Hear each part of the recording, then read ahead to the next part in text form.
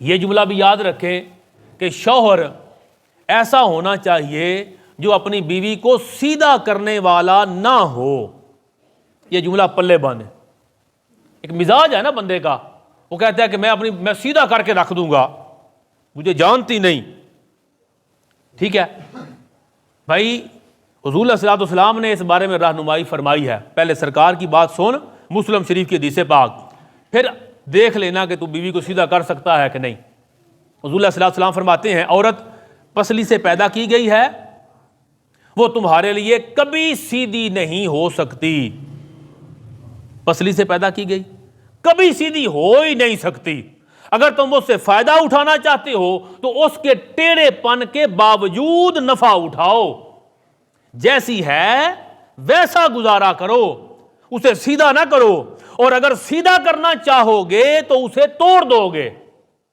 اور فرمایا حضور پاک نے اس کا توڑنا طلاق ہے. اگر چاہتے ہو بیوی کو سیدھا کرنا، اسے سیدھا نہیں کر پاؤ گے.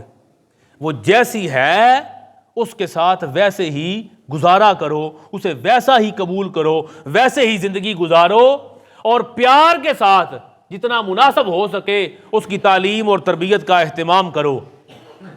لیکن سختی کے ساتھ اگر اسے موڑنا چاہو گے تو وہ ٹوٹ جائے گی، وہ کبھی تمہاری مرضی کے مطابق نہیں چلے گی. لہذا شوہر کو ایسا ہونا چاہیے جو اپنی بیوی کو سیدھا کرنے والا نہ ہو، بلکہ حسن سلوک کے ذریعے اس کی ناپسندیدہ چیزوں کو نظر انداز کر کے اس کی خوبصورت اداؤں، خوبصورت خوبیوں کی طرف متوجہ ہو کے زندگی گزارنے والا ہو. مفتی احمد یار خان نعیمی رحمۃ اللہ تعالی علیہ اس حدیث پاک کی شرح میں فرماتے ہیں، آپ فرماتے ہیں کہ بے عیب بیوی کا ملنا ناممکن ہے. بے عیب بیوی کا ملنا ناممکن ہے. تم خود کون سے بے عیب ہو جو بے عیب بیوی تلاش کر رہے ہو؟ لہذا بیوی کو عیب سمیت قبول کرو جیسے اس نے تمہیں عیبوں سمیت قبول کیا. ملا علی قاری رحمۃ اللہ تعالی علیہ مرکات شرح مشکات کے اندر فرماتے ہیں کہ جو بے عیب ساتھی کی تلاش میں رہے گا وہ دنیا میں اکیلا رہ جائے گا. میں نے وہ بیوی مجھے چاہیے جس میں عیب ہی کوئی نہ ہو.